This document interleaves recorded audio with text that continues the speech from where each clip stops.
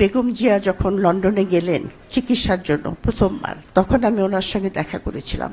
আমি দেখা করে ওনাকে একটা কথাই বলেছিলাম, আমি বললাম, বেগম সাহেব, আপনি তো রাজনীতিবিদ, তা আপনাকে উপদেশ দেবো সেই দৃষ্টতা আমার নাই, কিন্তু আমি আপনাকে একটা কথা বলতে চাচ্ছি যে আজকে বিএনপির সামনে যে সুযোগ এসেছে, আপনি যদি জুলাইয়ের যে স্বপ্ন, এই যে আমাদের ছোট ছোট বাচ্চারা যে জীবন দিয়েছে, পঙ্গু হয়েছে, তাদের যে আশা ভরসা, তাদের যে স্বপ্ন, সেটাকে যদি বিএনপি ধারণ করতে পারে, তাহলে বিএনপি বাংলাদেশের রাজনীতিতে একটা স্থায়ী স্থান অধিকার করবে।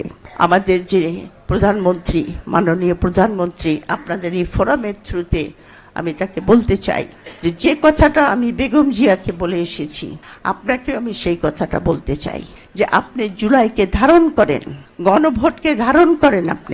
আপনি ধারণ করলে পরে যে কথাটা আমি বেগম জিয়াকে বলেছি যে বিএনপি এখানকার রাজনীতিতে একটা স্থান করে নেবে, এবং তারেক রহমান সাহেব নিজেও আপনার একজন মহানায়কের বা একজন বিশিষ্ট, তার বাবার মতো একটা বিশিষ্ট ব্যক্তিতে পরিণত হবেন।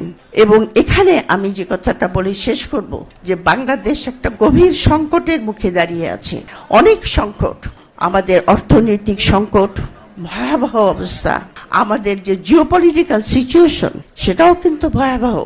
প্রাইম মিনিস্টার চীন থেকে সফর করে এসেছেন, কিন্তু আমরা জানি যে উনি প্রেস কনফারেন্স করেন নাই।